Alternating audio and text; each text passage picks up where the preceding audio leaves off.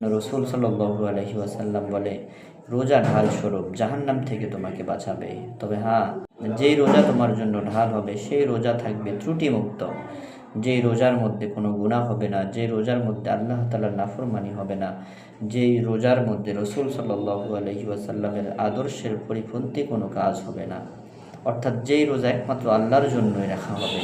তো আল্লাহ তাআলা বলে, আমার জন্য রোজা রাখছো, আমি আল্লাহ তাআলা এর প্রতিদান আমি নিজ হাতেই তোমাকে দিব। সুবহানাল্লাহ।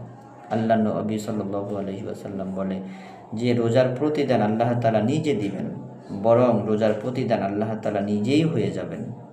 তাহলে যে জিনিসের প্রতিদান আল্লাহ তাআলা নিজেই হয়ে যান, ওই জিনিসের মহত্ব বরত্ব কত বেশি আল্লাহ তাআলার কাছে। তাহলে এমন এক রোজা, যে রোজার কারণে আল্লাহ তাআলা আপনার হয়ে যাবেন, ওই রোজাটা কত নিখুঁত হইতে হবে, কত বিশুদ্ধ হইতে হবে।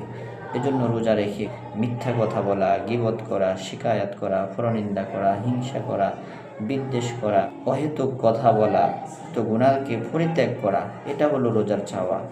আল্লাহ তাআলা বলে, লাআল্লাকুম তাত্তাকুন, রোজা তোমরা এই জন্য রাখবা যাতে তোমরা খোদা বিরু হও। যেই মানুষের ভিতরে আল্লাহ তাআলার ভয় চলে আসছে, তার দ্বারা পৃথিবীর কোনো গুনাহের কাজ করা সম্ভব নয়। সে প্রত্যেকটা পদক্ষেপ দিবে তো সে চিন্তা করবে আল্লাহ তাআলার হুকুম এখানে আছে কিনা। সে প্রত্যেকটা পদক্ষেপ দিবে তো সে চিন্তা করবে রসুল সাল্লাল্লাহু আলাইহি ওয়াসাল্লামের আদর্শ এখানে কি আছে আমার জন্য। এজন্য আল্লাহ নবী সাল্লাল্লাহু আলাইহি ওয়াসাল্লাম বলেছেন, রোজা ঢাল স্বরূপ।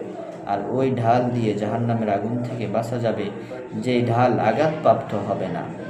রোজা আপনার জন্য ঢাল স্বরূপ তখন হবে যখন আপনার রোজা বিশুদ্ধ হবে, আপনার রোজা নিখুঁত হবে, যে রোজার মধ্যে কোনো ভুল ভ্রান্তি করা হবে না, যে রোজার মধ্যে পাপাচারের মধ্যে লিপ্ত হবে না, যে রোজা রেখে মানুষ বিভিন্ন ধরনের অন্যায় কাজের মধ্যে লিপ্ত হবে না।